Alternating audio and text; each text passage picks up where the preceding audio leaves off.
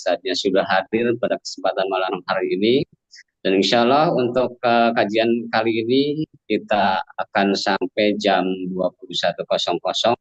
Nanti kita sepakati untuk waktunya. Tentunya tadi agak sedikit molor begitu ya. Waktunya insya Allah untuk Bapak dan Ibu sekalian nanti juga ada sesi tanya jawab di akhir kurang lebih 10 menitan begitu Ustadz ya. Jadi insya Allah pada malam hari ini kita akan mengikuti kajian dengan tema perjalanan cinta yang mengubah jiwa. Insya Allah akan disampaikan oleh Al Ustadz Roni Rodiana SKMI MSOS yang alhamdulillah sudah hadir. Tentunya bagi kita semua untuk siap-siap untuk menerima ilmu yang akan disampaikan. Tentunya siapkan hati kita, rohani kita untuk menerima apa yang akan disampaikan.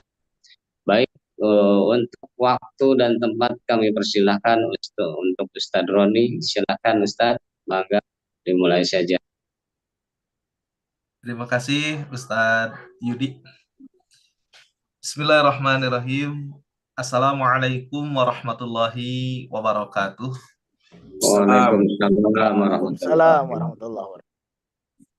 Alhamdulillahilladzi an'amana bi ni'matil imani wal islam. Wassalatu wassalam ala sayyidina Muhammadin khairil anam wa ala alihi wa ashabihil kiram. Ashhadu an la ilaha illallahul malikul qudusus salam wa ashhadu anna sayyidana wa habibana Muhammadan abduhu wa rasuluhu sahibus sarafi wal ihtiram. Amma ba'd. Segala puji dan syukur senantiasa kita panjatkan kepada Allah Subhanahu wa taala karena pada kesempatan yang berbahagia ini kita bisa berkumpul dalam rangka thalabul ilmi, yaitu dalam rangka menuntut ilmu. Salawat dan salam senantiasa terlimpah curahkan kepada Nabi Muhammad Sallallahu Alaihi Wasallam, kepada keluarganya, para sahabatnya, para tabi'in, para tabi'in, itba, dan kepada seluruh umatnya. Dan mudah-mudahan kelak kita mendapatkan syafaatul uzma. Amin ya Allah ya Rabbal Alamin. Alhamdulillah pada kesempatan di malam 23 Rabiul Akhir ya, 1446 Hijriah.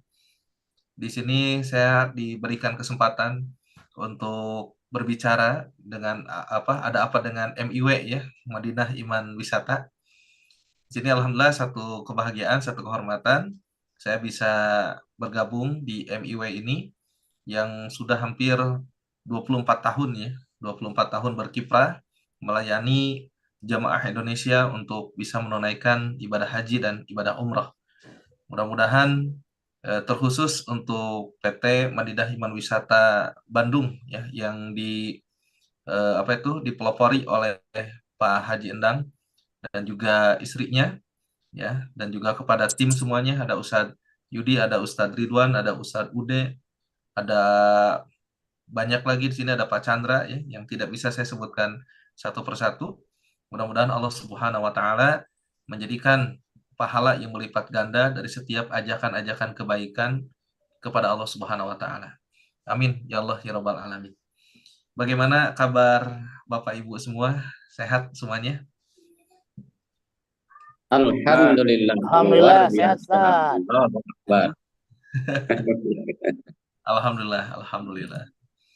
Nah, di sini mungkin materi ini dibuat yang pertama tujuannya mudah-mudahan menjadi pengingat bagi yang belum mengetahui, dan menjadi penguat bagi yang sudah mengetahui. Mudah-mudahan ini materi meskipun sering diulang-ulang oleh beberapa asatid, mudah-mudahan ini menjadi penguat ya. Karena di sini juga ada Ustadz Yudi, ada Ustadz Ridwan, ada Pak Haji Endang, di mana secara keilmuan, secara praktek, secara batinnya itu bisa jadi lebih tinggi ya dibanding dengan yang berbicara yang saat ini diberikan kesempatan. Tapi kita semata-mata di sini watawassabil haqq watawassabil sabr. Semata-mata di sini kita saling menasehati dalam kebenaran ya, dan dalam kesabaran. Tema ini mengenai tentang umroh, yaitu perjalanan cinta yang mengubah jiwa ya. Tapi sebelumnya saya mohon izin buat menampilkan ini ya, slide ya. Dan juga ini foto-fotonya saya mohon izin juga ngambil di Madinah Iman Wisata ya, tidak di apa, lebih dominan yang di Madinah Iman Wisata. Saya lihat di website. Nah, ini nggak tahu angkatan tahun berapa ini ya. Saya tampilkan di layar ya, Ustadz Yudi. Iya, silakan. Karena memang saya secara apa itu pribadi ya sudah menyatakan bergabung di MIW itu kan setelah beberapa banyak yang mengajak, tapi tidak tahu kenapa saya jatuh cinta dengan MIW ya. Di mana Masya Allah. alhamdulillah di sini suasana kekeluargaannya sangat kental sekali ya. Kemarin juga saya lihat Pak Haji Endang itu ngepel buat bulu tangkis ya, itu padahal beliau seorang apa itu top leader ya. Melihat Ustadz Yudi, Ustadz Ridwan gitu kan, yang orangnya humble gitu kan, alhamdulillah.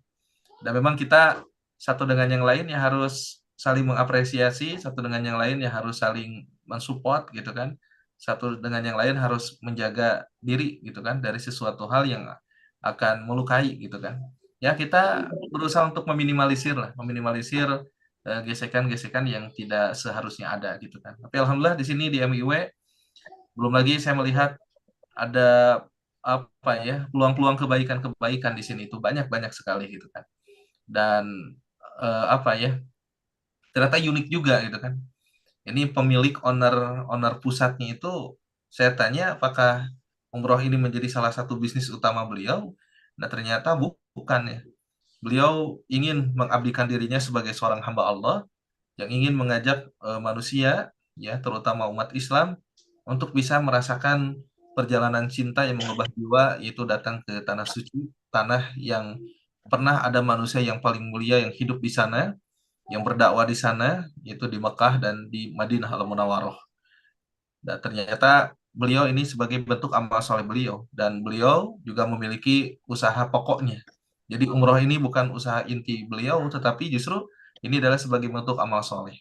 Di saat yang lain tumbang, di saat yang lain itu banyak kegaduhan, tapi alhamdulillah ternyata MIW tidak mengalami masa-masa krisis yang pernah dialami oleh lembaga umroh yang lain ketika di masa COVID ya. Karena kita terus meluruskan niat ini, kita mengajak manusia ke jalan Allah ya. Al-Hajju Ashurun ya.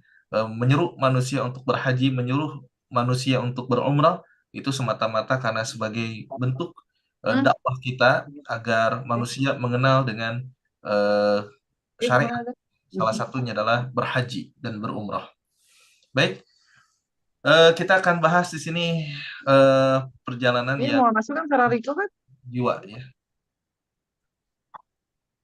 Nah,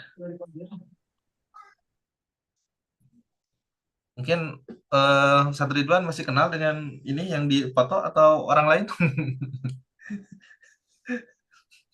Ini saking udah banyaknya ya jamaah umroh. Nah, saya lihat di website sampai 30.000 ya. Ini Subhanallah. kayaknya udah lama ini fotonya, Ustaz. Udah lama ya. Nah, baik. Di sini kita pendahuluan ini ada 3 poin utama ya. Jadi umroh bukan hanya ritual, tetapi perjalanan spiritual yang mendalam. Berikutnya juga ada panggilan cinta dari Allah untuk mendekatkan diri kepadanya. Dan umroh dapat membawa perubahan besar dalam hidup, kebersihan hati dan kesadaran spiritual. Nah, kita dari pendahuluan ini kita akan mencoba untuk menguraikan. Yang pertama adalah umroh itu seringkali kita pandang hanya sebagai ritual keagamaan. Bukan kita lah, banyaknya mungkin kebanyakan kaum muslim itu ini hanya ritual keagamaan saja. Tapi sebenarnya yang dikatakan dengan umroh itu adalah perjalanan spiritual yang begitu sangat dalam sekali.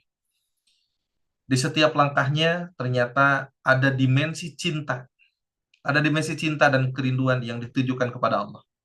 Rela gitu kan mengeluarkan uang puluhan juta, bahkan ratusan juta.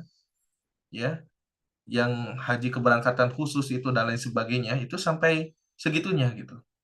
Rela meninggalkan pekerjaannya, rela meninggalkan keluarganya, rela meninggalkan apa yang selama ini menjadi kemelekatan saat di tanah air.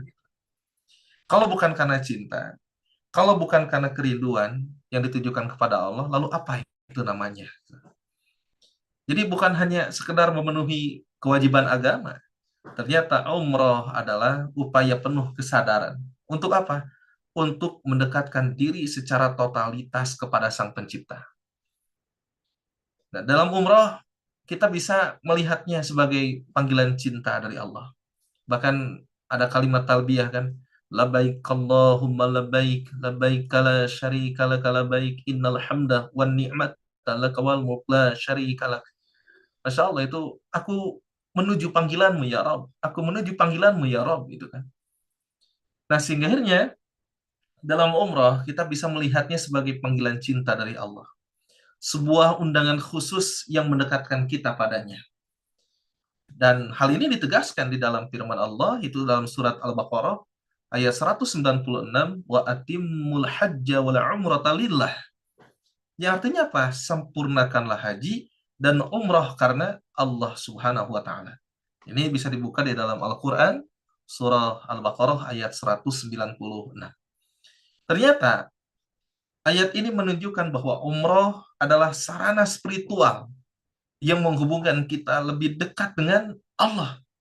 Setiap langkah yang kita ambil di tanah suci ternyata adalah bentuk nyata dari cinta yang tulus yang pada akhirnya menguatkan perasaan kedekatan dan kerinduan kita kepada Allah. Lebih dari sekedar perjalanan fisik, umrah bisa mengubah kehidupan seseorang secara signifikan.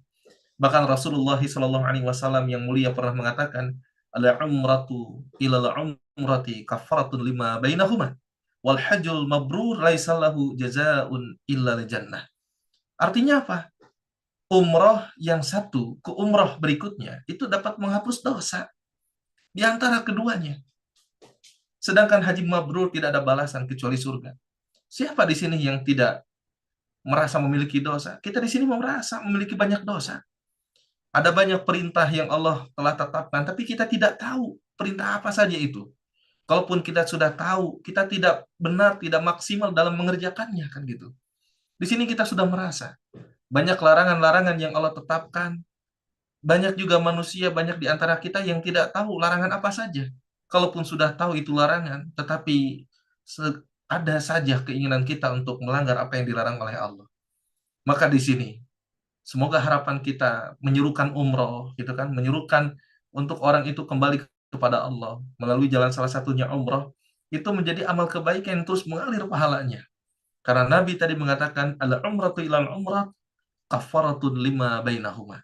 Umrah yang satu ke umrah berikutnya itu dapat menghapus dosa di antara keduanya, ya Allah. Mudah-mudahan saya doakan Bapak Ibu yang hadir pada kesempatan ini itu bisa umrah ya minimal 1 tahun sekali lah gitu, 1 tahun sekali. Amin, amin, amin. Ya Allah, insya Allah ya. Karena kita merasa gitu kan, memang banyak cara apa ya, cara diampuni dosa itu banyak gitu kan. Tapi ternyata umrah itu memiliki sesuatu hal yang istimewa. Ada perjalanan cinta yang kita melepaskan segala kemelekatan kita gitu kan. Sayang uang 34, sayang uang 45 juta, sayang uang 250 juta. Tetapi karena bentuk rasa cinta kepada Allah, bentuk rasa kerinduan kepada Allah, itu semuanya nggak ada harganya. Yang ada adalah keinginan untuk menjumpai Allah gitu kan. Ingin ke Baitullah gitu kan. Di mana di sana Allah Subhanahu wa taala menunjukkan gitu kan. Menunjukkan apa? Menunjukkan penciptaan manusia yang beraneka ragam, baik dalam sisi warna, baik dalam sisi bentuk tubuh, dan semuanya. Di sana kita hanya bisa mengatakan, Masya Allah, ya Allah. Inilah motivasi kita sebetulnya. Kita merasa punya banyak dosa, dan kita berharap semoga dengan umrahnya kita, dengan berangkatnya kita, perjalanan cinta ini, itu dapat mengubah jiwa kita. Yang tadinya seperti kanebo garing gitu kan, tetapi karena kita umrah, itu bisa tersirami dan bisa menjadi lunak hati kita. Bapak Ibu yang saya hormati, hadis tersebut itu menjelaskan bahwa umrah adalah sarana. Sarana apa? Pembersihan diri. Pembersihan diri. Menghapus apa? Dosa-dosa masa lalu. Dan memurnikan jiwa kita.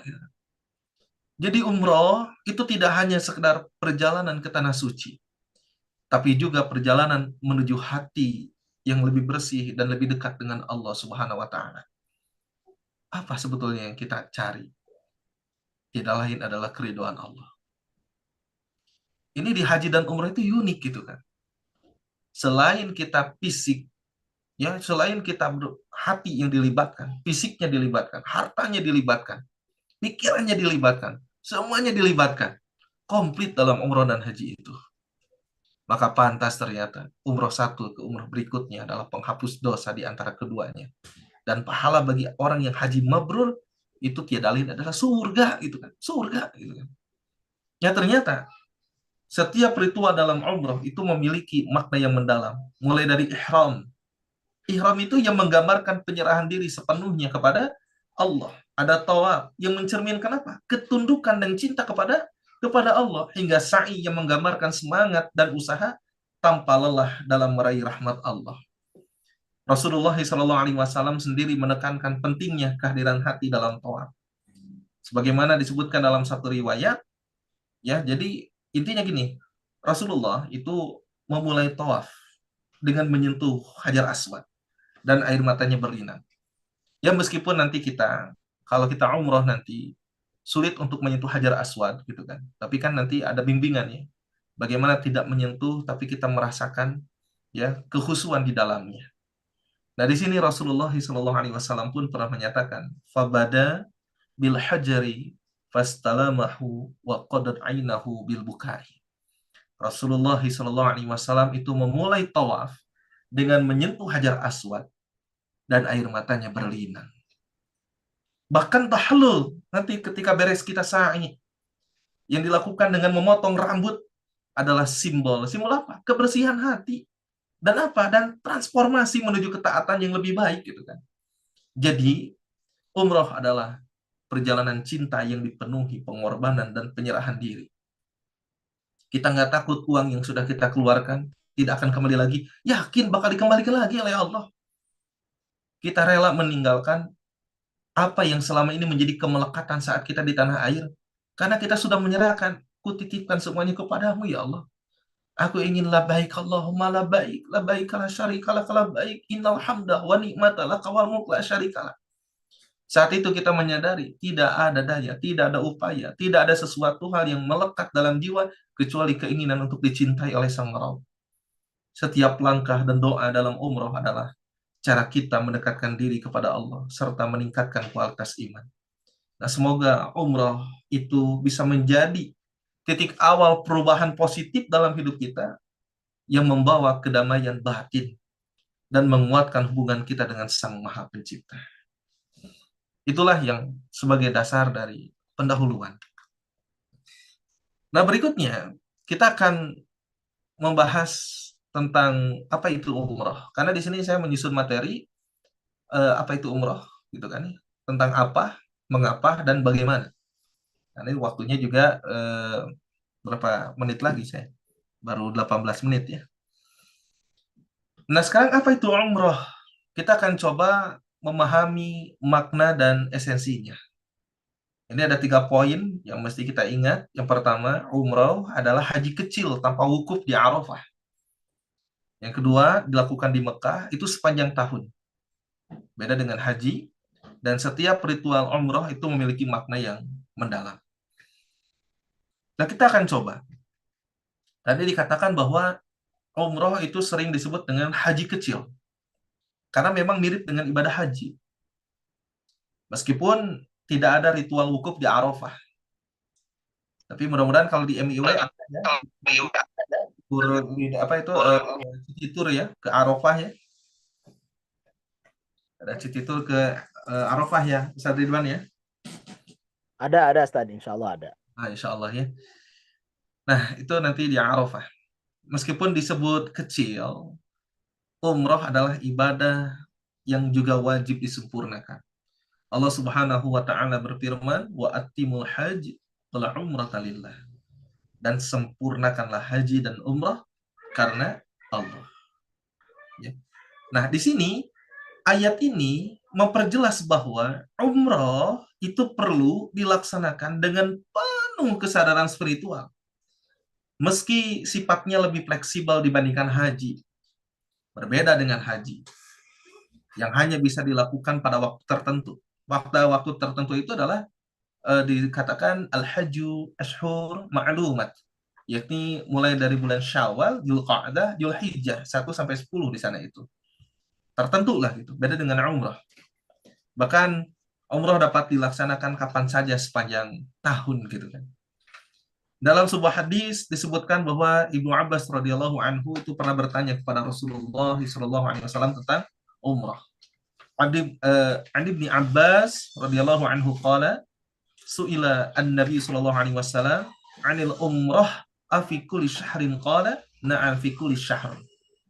Dikatakan bahwa Ibnu Abbas radhiyallahu anhu berkata bahwa Rasulullah sallallahu alaihi wasallam pernah ditanya tentang umrah.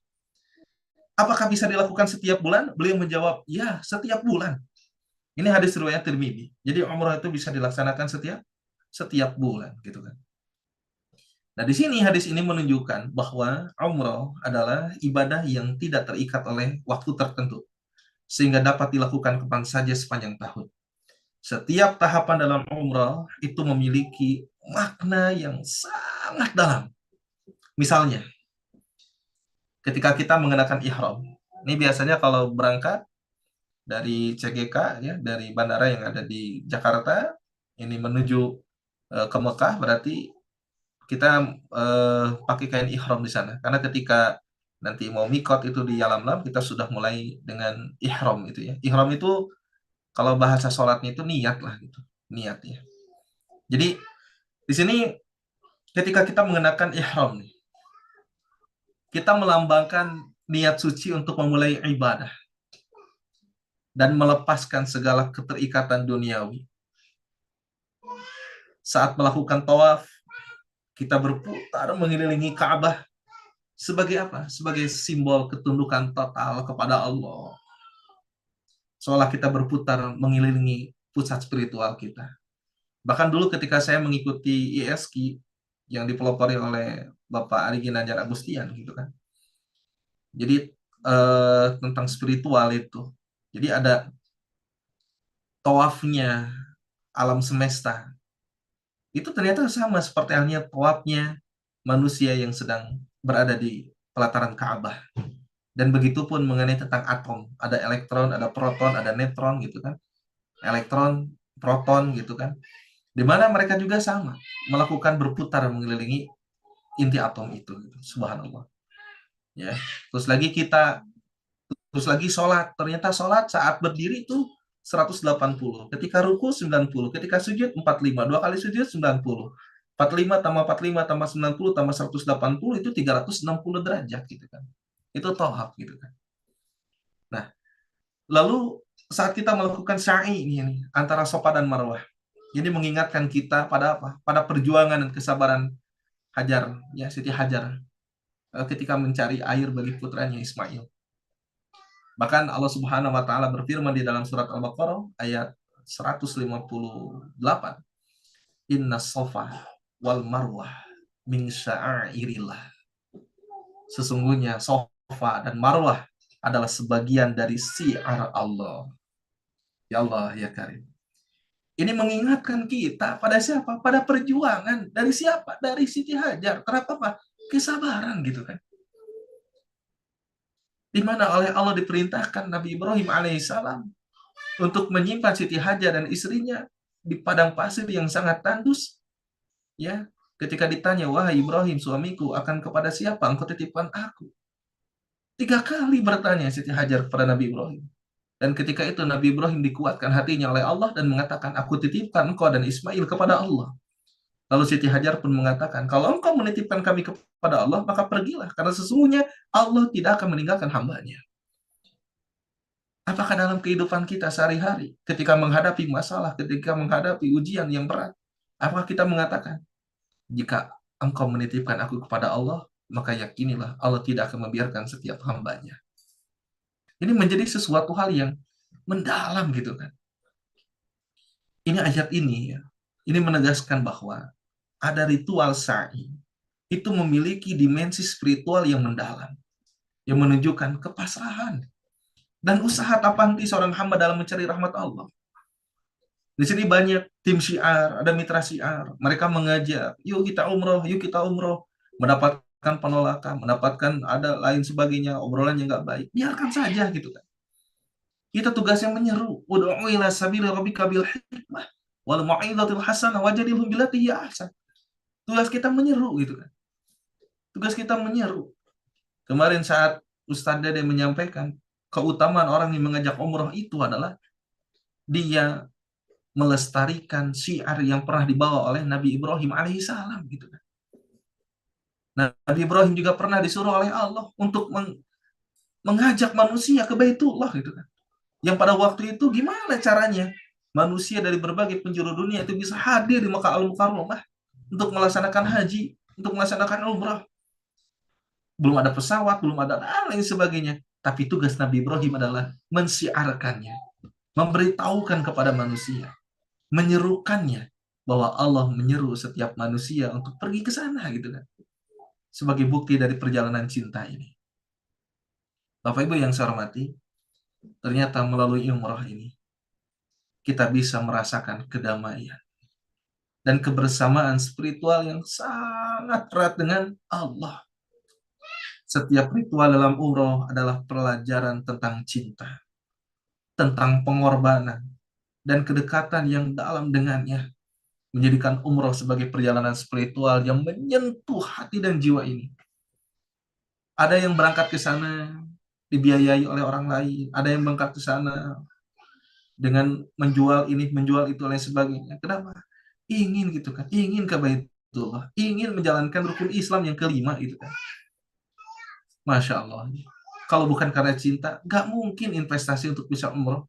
Kalau bukan karena cinta, nggak mungkin investasi buat haji. Tapi karena yakin Allah pasti akan memberikan rezeki untuk bisa pergi ke sana, maka dengan segala upaya dia memohon kepada Allah, ya Allah, ya Allah, ya Allah, aku ingin berangkat ke sana, ya Allah.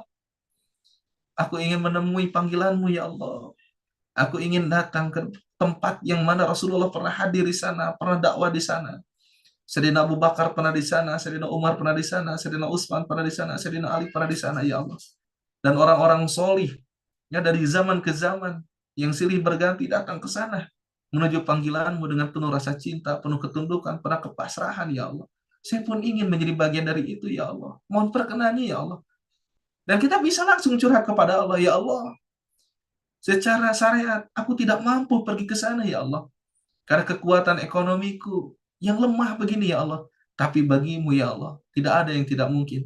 Engkau bisa dan engkau akan menolong setiap hambanya ketika engkau berkehendak. Tolonglah aku, ya Allah. Aku ingin pergi ke sana, ya Allah. Kita mohon kepada Allah. Karena ini, umrah dan haji itu merupakan salah satu bentuk rasa kecintaan kita kepada Allah.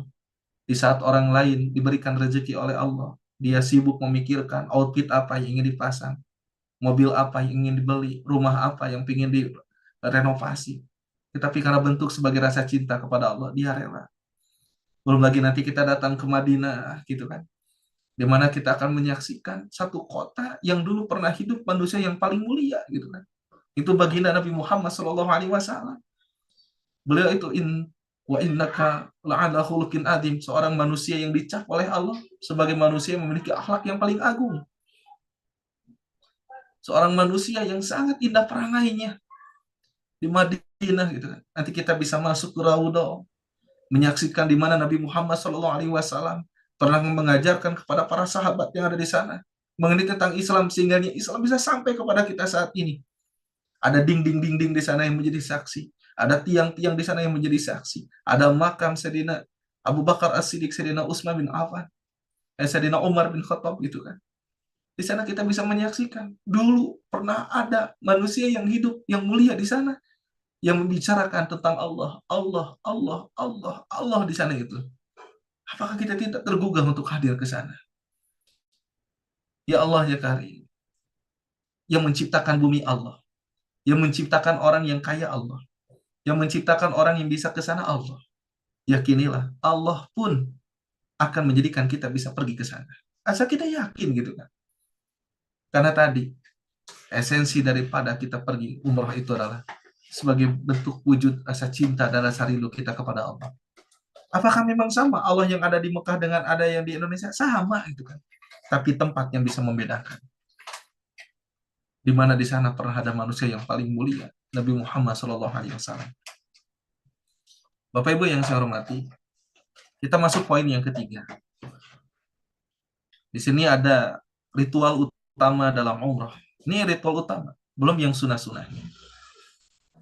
Pertama adalah ihram. Ini ada niat suci di tempat mikot, simbol kesetaraan di hadapan Allah. Tak kenal, dia itu presiden, dia itu menteri, dia masyarakat. Semua mengenakan kain, ya, yang laki-laki kain ihram, yang disarungkan dan yang diselendangkan. Semuanya sama, tanpa ada yang berjahit gitu kan. Di sini kita merasakan kehadiran Allah Subhanahu wa taala. Yang kedua ada tawaf nanti. Jadi setelah nanti kita ihram, ya, kalau biasanya kalau di Indonesia langsung ke Mekah, nanti ihram di sana, di Yalamlam, terus nanti istirahat dulu, bisa jadi langsung umrah itu kan. Ada tawaf nanti mengelilingi Ka'bah, ini sebagai simbol cinta dan ketaatan kepada Allah. Ini sering saya ulang-ulangi, ya, simbol cinta dan ketaatan kepada Allah. Terus ada sya'i, ini berlari antara Safa dan Marwah, ini simbol perjuangan tanpa henti, ya gitu. Nanti setelah beres kita sa'i, baru kita tahallul, ya, itu memotong rambut, tanda kebersihan diri. Dan yang kelima adalah tertib, menjaga urutan dan kesempurnaan ibadah. Nah, kita akan bahas secara singkat saja. Jam berapa sekarang ya, Ustaz Didi? Baru setengah 9 ya. 15 menit lagi mungkin ya, Ustaz Didi ya. Masih cukup, ada 15 menit lagi. Insya Allah ya. Nanti bisa ditambahkan juga oleh Ustaz Yudi, Ustaz Ridwan, Haji Endang ya. Nanti bisa ditambahkan lagi. Baik, ini kita bahas nih, ritual utama dalam umrah. Jadi, dalam pelaksanaan umrah, ini ada beberapa ritual utama yang perlu dijalani dengan sepenuh hati dan kesungguhan. Setiap ritual ini memiliki makna yang sangat dalam, yang akan memperkuat perjalanan kita menuju Allah Subhanahu wa Ta'ala. Yang pertama adalah ihram. Ini ada niat suci di tempat mikot. Ihram itu niat ya. Ritual pertama dalam ihram yang dimulai dengan niat yang tulus, yang suci di mikot. Mikot itu tempat yang ditentukan untuk memulai ihram. Ihram ini melambangkan kesetaraan di hadapan Allah, di mana kita meninggalkan segala atribut duniawi. Bahkan Rasulullah SAW itu pernah bersabda yang artinya, Abdullah bin Umar radhiyallahu anhu itu pernah berkata, saat aku antara tidur dan terjaga, seseorang berkata kepadaku, wahai Abdullah, bangunlah dan sholat. Maka aku sholat. Kemudian Rasulullah SAW datang kepadaku dan bersabda, pergilah ke mikot. Nah, ihram itu adalah tanda penyerahan diri dan kesederhanaan. Menandakan apa? Menandakan kesiapan kita untuk mendekat kepada Allah tanpa atribut duniawi. Kita tinggalkan jabatan kita saat di tanah air. Kita tinggalkan harta kita saat di tanah air. Ya, kita untuk mendekat kepada Allah tanpa atribut duniawi. Tanpa atribut duniawi. Seperti bayi yang baru terlahir. Gitu. Masya Allah. Yang kedua, saya singkat saja. Ini tawaf nih. Mengelilingi Ka'bah. Setelah sampai di Masjidil Haram, ya, nanti sampai itu Masjidil Haram, kita akan melakukan tawaf. Yaitu mengelilingi Ka'bah sebanyak 7 kali. Nggak boleh 8 kali, nggak boleh 3 kali. Kenapa? Ini menandakan ketundukan kita kepada apa yang telah ditetapkan oleh Allah gitu kan. Nggak boleh karena kita kuat, saya maunya tawaf itu 10 kali gitu kan. Jangan 7 kali, 12 kali aja. Nggak bisa, 7 kali gitu kan. Tawaf ini selain menunjukkan simbol kita ketaatan dan ketundukan kepada Allah, Ada juga simbol cinta. Aku ikut maunya engkau ya Allah. Aku mau ikut yang engkau. Engkau maunya aku tawaf 7 kali. Aku ikut ya Allah. Karena rasa cintaku kepadamu. Aku tunduk ya Allah kepadamu. Karena aku nggak mau tunduk kepada selainmu. Sehingga muncul ketulusan seorang hamba kepada Tuhan. Allah berfirman, wal yattawafu bil baitil atiq, dan hendaklah mereka melakukan tawaf di Baitullah, ya, yang tua, Ka'bah, Baitul Atiq, Baitul Atiq, ya. Atiq, Atiq itu Baitullah tua yang Ka'bah. Nah, tawaf adalah apa? Ungkapan cinta kita kepada Allah, seolah kita mengelilingi pusat spiritual kita yang jatuh. Bisa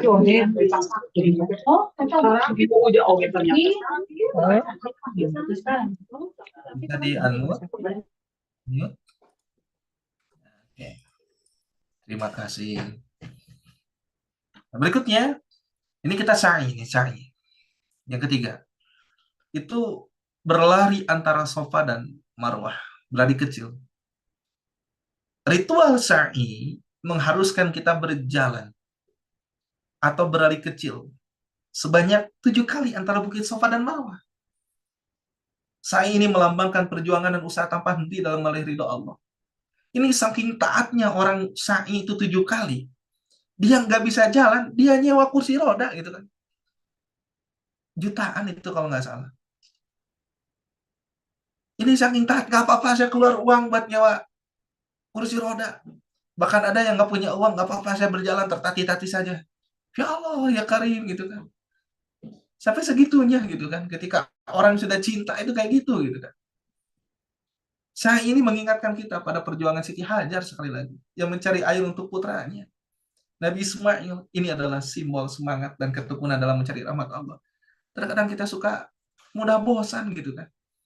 Kita ingin sholat khusyuk, tetapi nggak dikasih khusyuk, akhirnya nyerah. Kita ingin umrah khusyuk, ya umrah itu dengan penuh kekhusyuan, dengan penuh ketundukan. Belum dapat suasana itu kita nyerah gitu kan. Padahal kenapa kita itu ada sa'i dari Safa ke Marwah? Karena ini menunjukkan kita harus betul-betul bersungguh-sungguh dengan penuh semangat dan ketekunan untuk apa? Menggapai rahmatnya Allah. Yang keempat, tahallul ini, tahallul.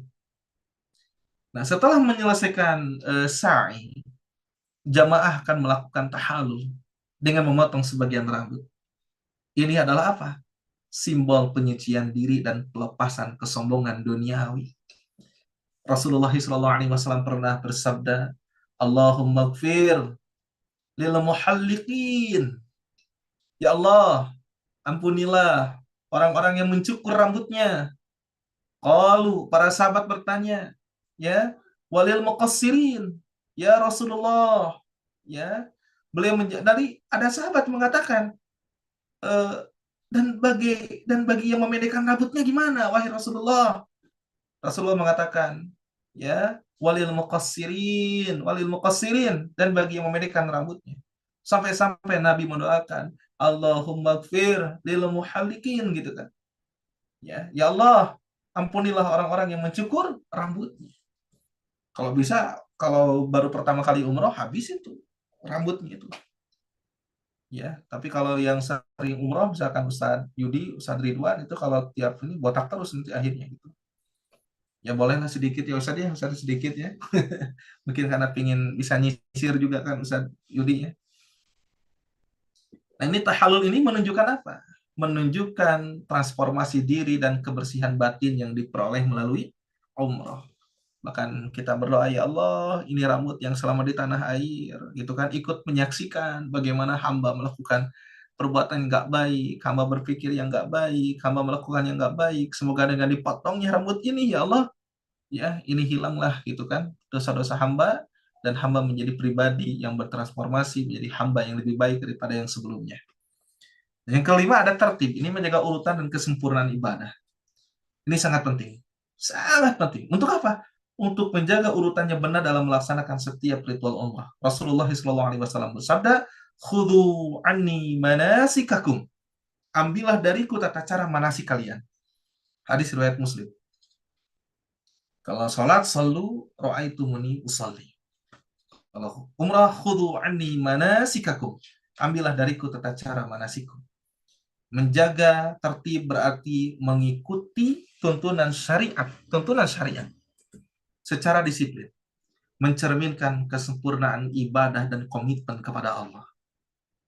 Setiap ritual ini memiliki makna spiritual yang mendalam, menjadikan umroh lebih dari sekedar perjalanan fisik, melainkan sebuah perjalanan spiritual yang penuh cinta dan makna.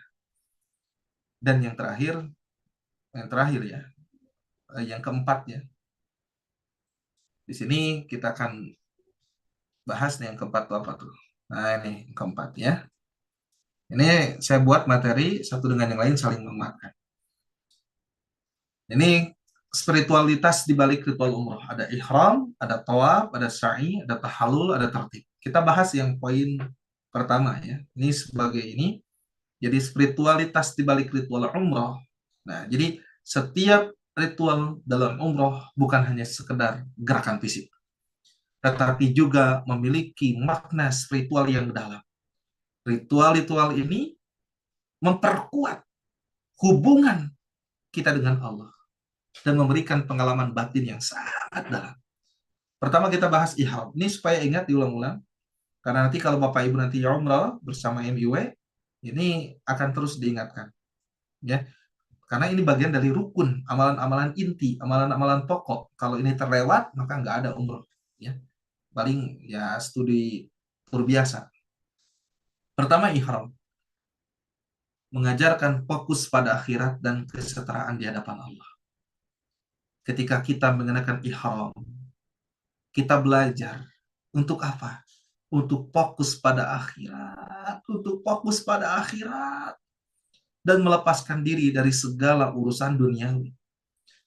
Rasulullah SAW bersabda, yang artinya, barang siapa yang tujuan utamanya adalah akhirat, Allah akan menyatukan urusannya. Sekali lagi, barang siapa yang tujuan utamanya adalah akhirat, Allah akan menyatukan urusannya.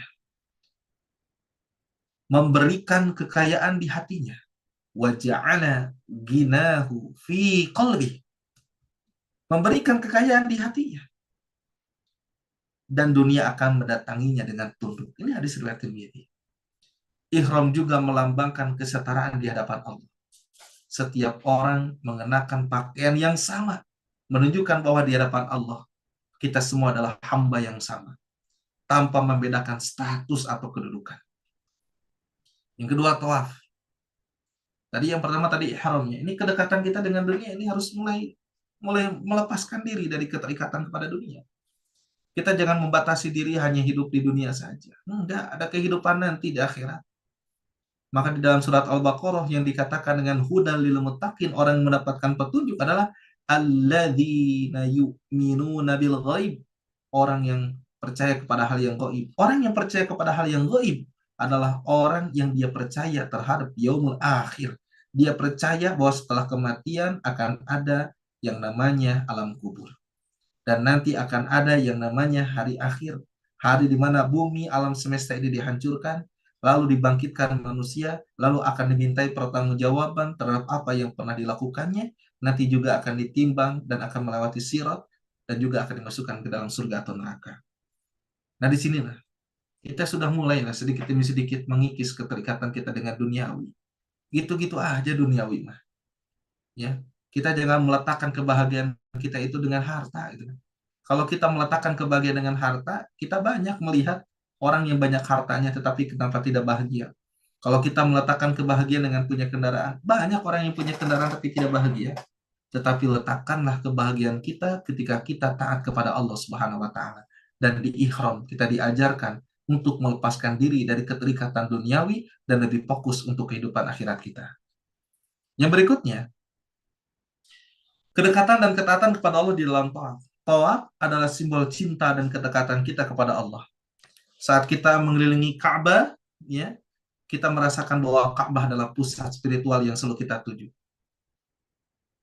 Tawaf menunjukkan bentuk apa? Totalitas kita kepada Allah.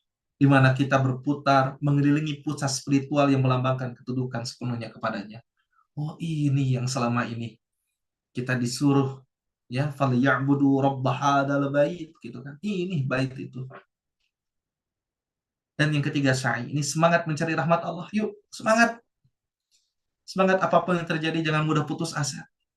Qul ya ibadiyalladzina asrafu, jangan berputus asa dari rahmat Allah. Yuk terus. Kita satu dengan yang lain kok merasa punya dosa, punya hilaf, punya hina di hadapan Allah. Tapi jangan sampai kita berputus asa dari rahmat Allah. Sa'i ini mengajarkan kita untuk semangat mencari rahmat Allah. Ya, semangat kita tanpa putus semangat dan terus berdoa kepada Allah. Semoga kita mendapatkan ridho dan berkah dari Allah. Dan juga ada tahallul, kebersihan hati dan transformasi diri. Ya. Kita sudah mulai qad aflaha man zakkaha, sungguh beruntung orang yang menyucikan jiwanya. Wa qad khaba man dasaha, dan merugi orang yang mengotori jiwanya. Yuk dari sekarang kita tazkiyatun nafs, bersihkan diri kita. Bersihkan jiwa kita. Ada noda, ada kotoran, kita bersihkan. Dengan apa? Dengan zikrullah kepada Allah. Yang kelima, tertib. Ini pentingnya disiplin dalam beribadah. Ya. Kita menunjukkan kedisiplinan dan komitmen kita terhadap perintah Allah. Apapun yang Allah perintahkan, saya siap sedia untuk melaksanakan. Ya, gitu untuk yang ini. Dan terakhir adalah kenapa? Ya, ini yang terakhir. Nah, ini kenapa? Umroh menjadi perjalanan cinta yang mengubah jiwa. Ini sebagai yang terakhir, nanti saya tutup ya, bagaimana kesimpulannya. Nah, kenapa umroh menjadi perjalanan cinta yang mengubah jiwa? Yang pertama, menjawab panggilan Allah dengan cinta.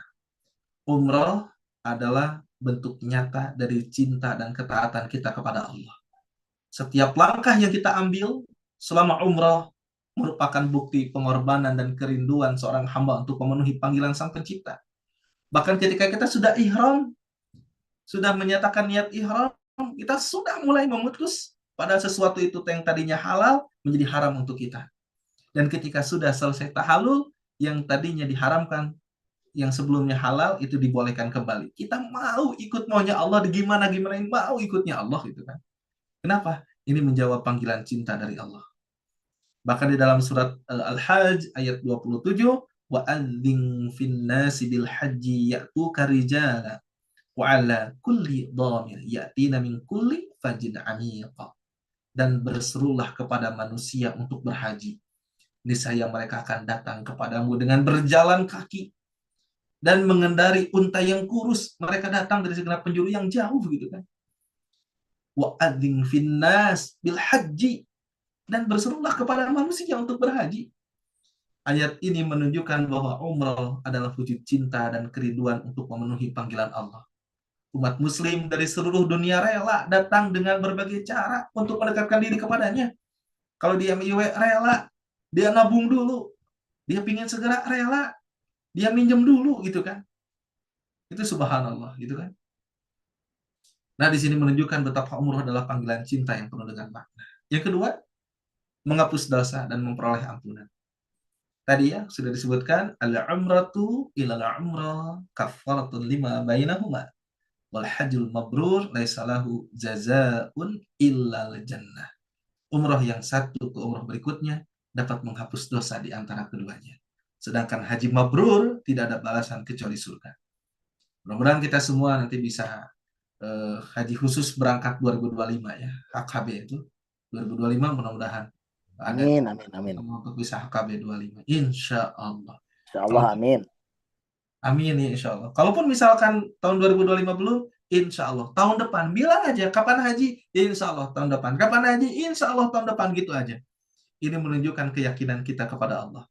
Kalau Allah mau, Allahumma la mani'a lima ataita wa la mu'tiya lima mana'ta wa la rada lima qadaita.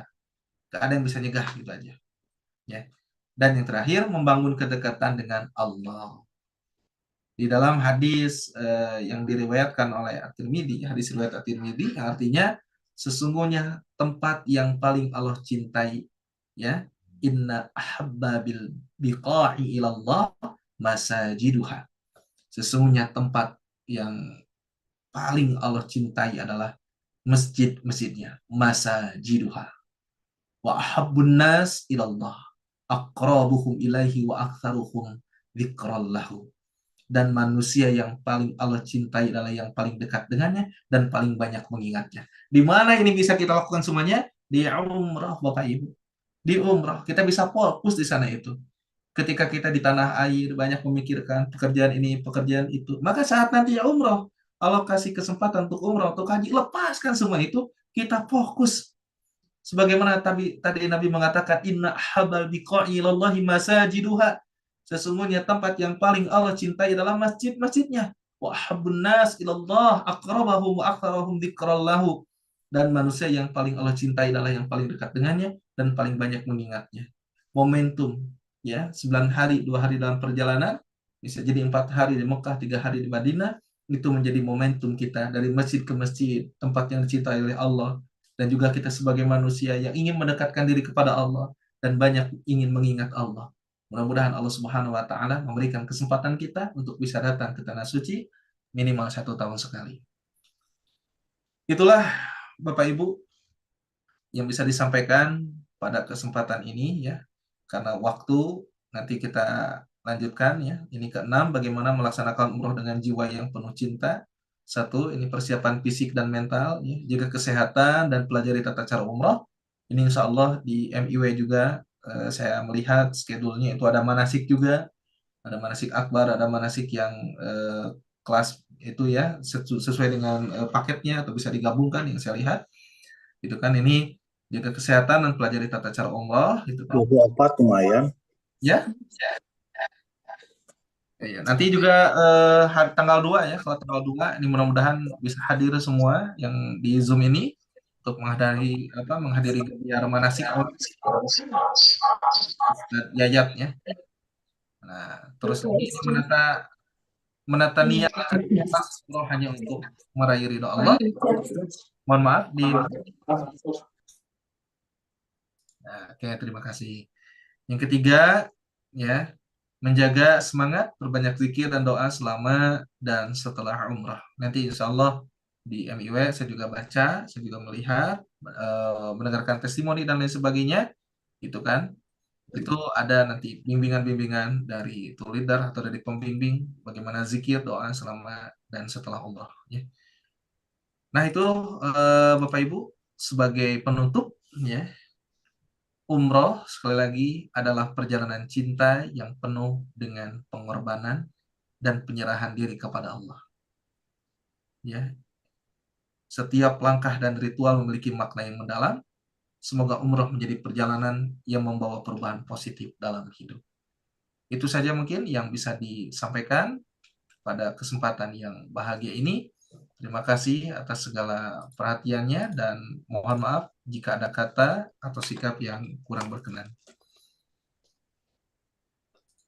Saya kembalikan lagi kepada Al-Ustadz Yudi, waktu dan tempatnya. Assalamualaikum warahmatullahi wabarakatuh. Ya. Waalaikumsalam warahmatullahi wabarakatuh. Baik Bapak Ibu sekalian, alhamdulillah luar biasa.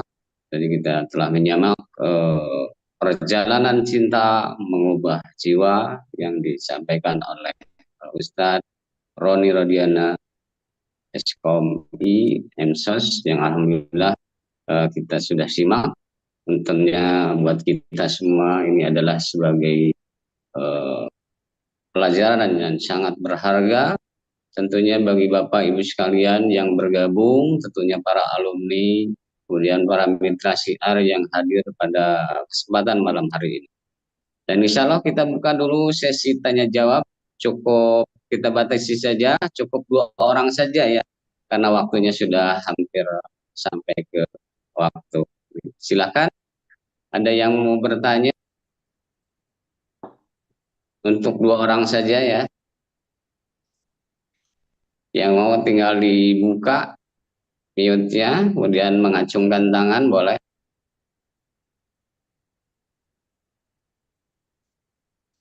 Silakan Bapak Ibu, barangkali ada yang bertanya.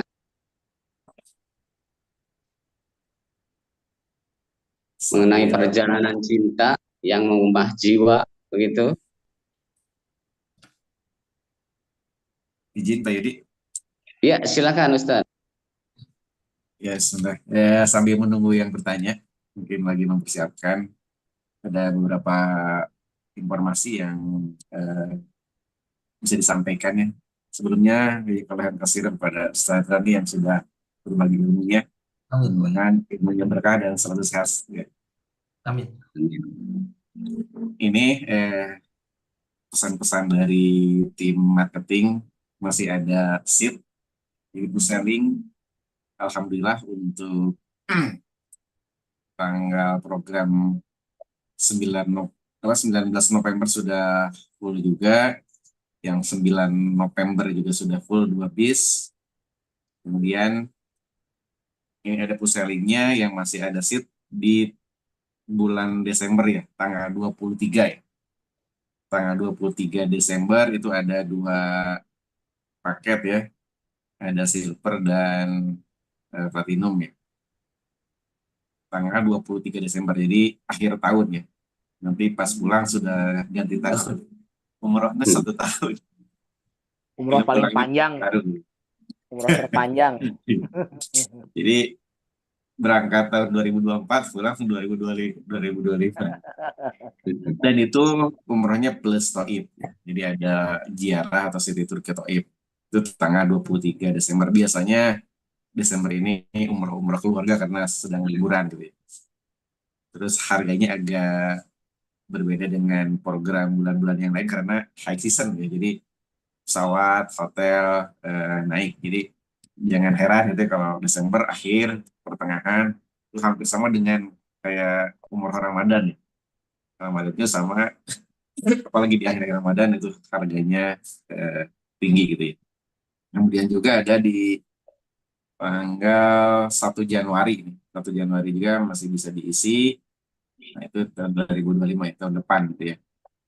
Terus tanggal 4 Januari dan yang tadi sudah disampaikan juga oleh Ustaz Doni, hajatan besar kita ya, umroh ngabring tanggal 8 Februari 2025. Insya Allah itu sesi ke-7 ya, umroh ngabring. Dan insya Allah nanti akan diikuti juga oleh Ustaz Syam.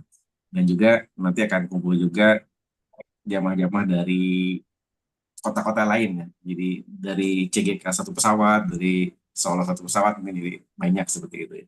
Kita bisa silaturahim kumpul di Tanah Suci insya Allah.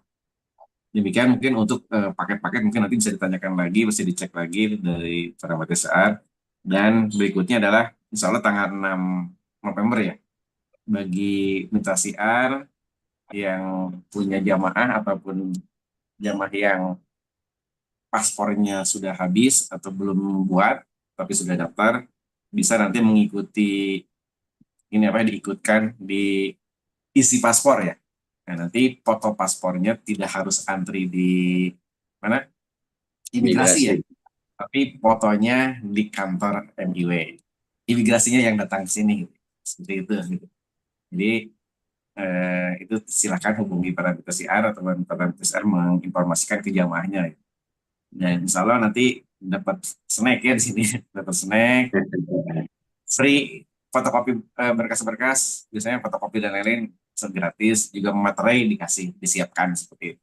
Jadi nyantai aja di kantor menginginkan fotonya seperti itu. Kemudian insya Allah tadi sudah disampaikan tanggal 2 ya, tanggal 2 November sebelumnya akan ada gebiar manasik di Masjid PSM. Nah itu silakan diinformasikan bagi para MTSR yang punya calon jemaah, yang punya prospekan, bisa diikut sertakan.